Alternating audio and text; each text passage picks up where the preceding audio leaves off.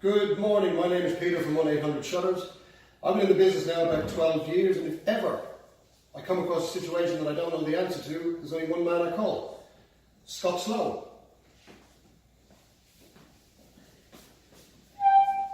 Hello, I'm Scott Sloan. I'd like to talk to you today about plantation shutters. So, how to determine what a good plantation shutter is to what a, not so much a bad plantation shutter, but the variations of how we can help you determine what a good shutter is, or a good value for money shutter is, compared to one that's not so good value for money. Price is not always the answer, and you can be burnt in many different ways. So the key areas of a good plantation shutter are generally determined in many ways, and it's more down to a lot of the smaller detail that goes into the plantation shutter. Here I have a sample of a typical plantation shutter that most people will just say, yep, it's a white plantation shutter. If that was put next to another white plantation shutter, you would be able to determine and see a lot of the different detail that goes into this one, as opposed to another one next to it. But they both look like a white plantation shutter up close, from a distance. So when they're compared up close, you'll notice a lot of variations in what makes a good shutter to not so good plantation shutter. Okay, so some of the things that for you to look for in relation to detail or no detail. On a good plantation shutter, the finer detail are things like a simple little cap that goes in to cover the blade tension screw. On a bad quality shutter, they won't have any. Okay, it's the simple scenario of whether it's got the smaller detail in your value for money that you think you are purchasing. Other things are other holes where production line holes, this has been capped. Other plantation shutters don't have that detail. Blade ends. Another very good valid point in the plantation shutter industry to determine a quality shutter to a not so good quality shutter. The blade ends. So when you come in close here, run your finger along the edges of the blade ends. You should find they're very smooth, nice and smooth when it comes to timbers. You will find a bit more of a sandpaper feel when it comes to a PVC type shutter. But the blade ends should be painted beautifully and nicely seared. So the end grains of the ends of the panels should also be nice and smooth. Have a look at some end grain here. Nice and smooth, nice and smooth. A not so good quality plantation shutter, you will actually notice if you look closely on a PVC type shutter or other model shutters, you'll actually see if you come in close enough, there's some saw blade lines here where the circular saw has sliced through the PVC. The manufacturer of that particular product hasn't had any detail at all or any attention to detail on the shutter. It's just purely been sliced off on a saw and said, here you go, there's your shutters, stick them in the window. Some other detail we'll go into is where the structure of the panel comes together. So when you get a stile and a rail coming together, so this is the example, so that's exactly those two pieces there. Okay, so when those two joints come together, in a good quality plantation shutter, they will use a mortise and tenon joint. Okay, so there's only two pieces of timber or two pieces of PVC come together and they work as one. So in the hot and the cold part of the climate, you get some shrinkage and expansion issues, and over time, a poor quality shutter, if it hasn't been done with a mortise and tenon, it's only been done with some typical small timber dowels, the joint will eventually open up and you'll end up with daylight coming between your joints, okay, and what they call panel sagging issues. With a mortise and tenon joint, that won't happen.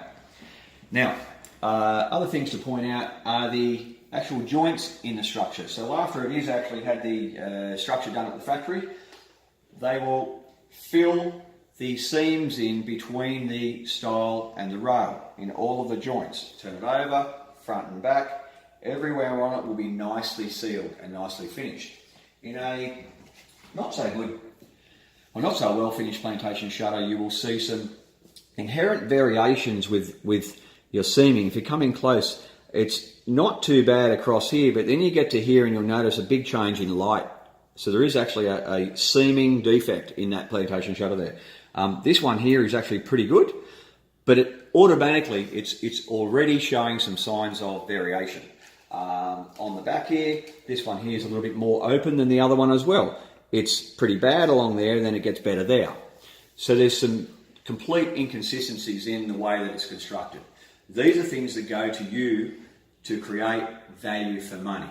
So if you want a cost cut and save $5 or save $10, this is the sort of stuff that you're going to be looking at. They're going to cut corners to give you the price. That doesn't mean to say that you can't get a good value for money plantation shutter at a very good price. Okay, there was just one other thing I'd like to point out to you to determine, again, difference between a value for money product and a not so good value for money product. And we allude to the connecting rod that which is called in the industry called a tilt rod, because it actually tilts all the louvers together. It's not to grab as a rod. It's generally on the back of the panel, and you control your louvers as such. Now, quality of rod.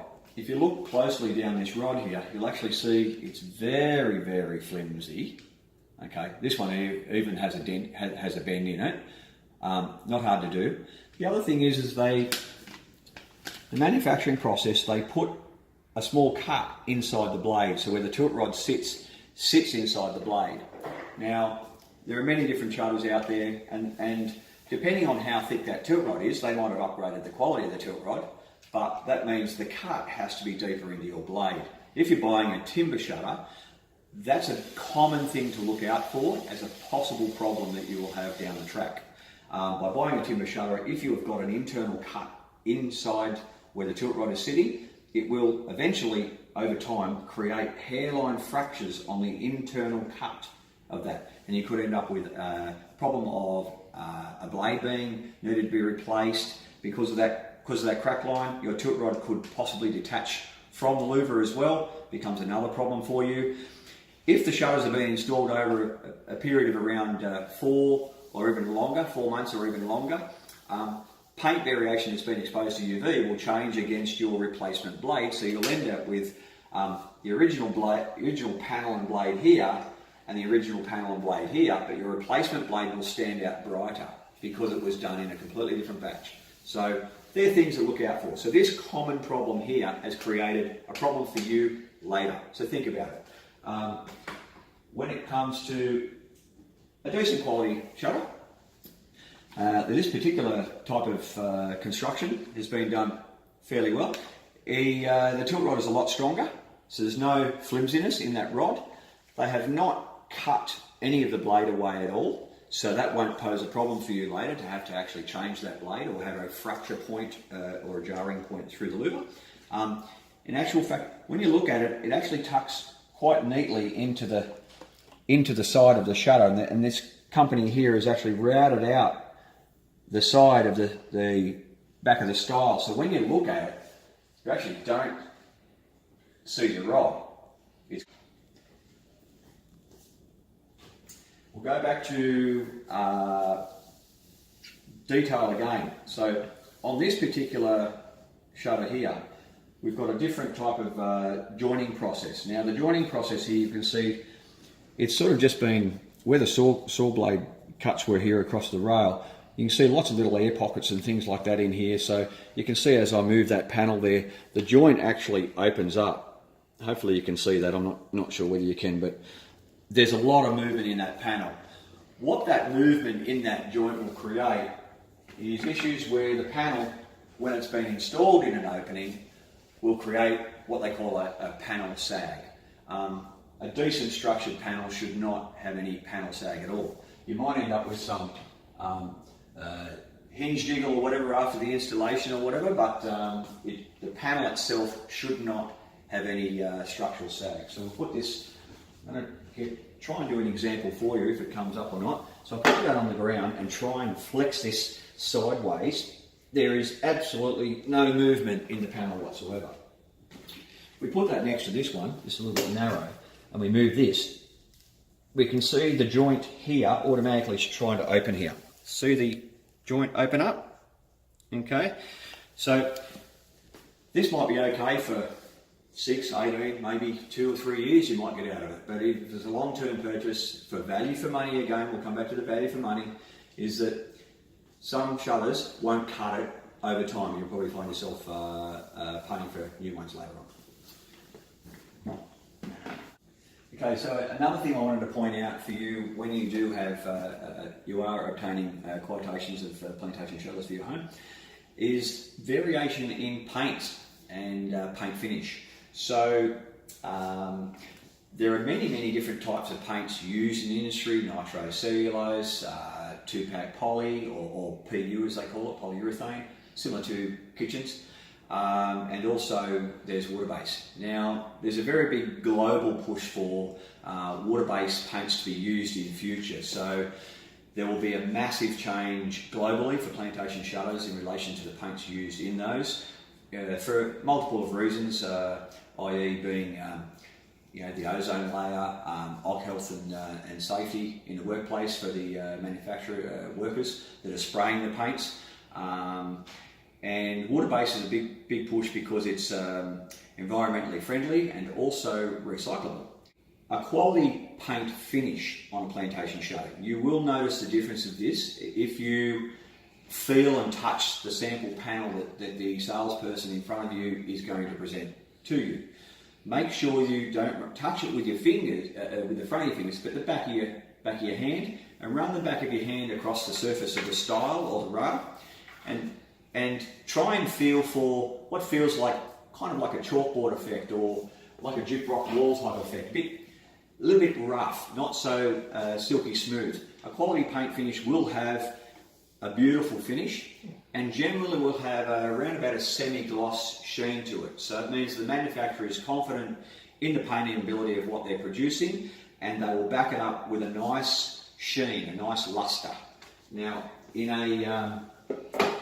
in not so high standard Plantation shutters, a lot of manufacturing plants coming out of China today, the paint finish is very dull. There's not a lot of luster to it at all. So the duller you can get it, the more pits and faults and blemishes you can hide under the surface of the actual shutter. So like a dent, they can hide it because the dent isn't being shown up in the gloss factor. Okay, so just as important when you're obtaining a quote, just as important as getting what you feel to be a good value for money purchase on your price is the installation.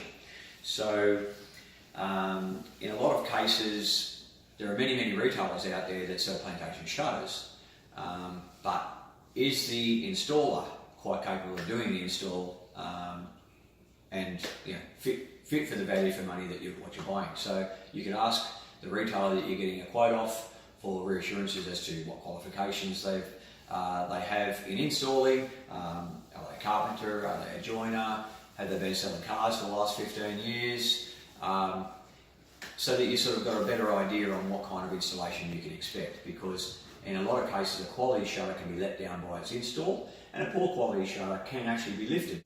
Scott, many thanks for your time. Absolutely brilliant. You're welcome. I'm sure we've all learned a lot.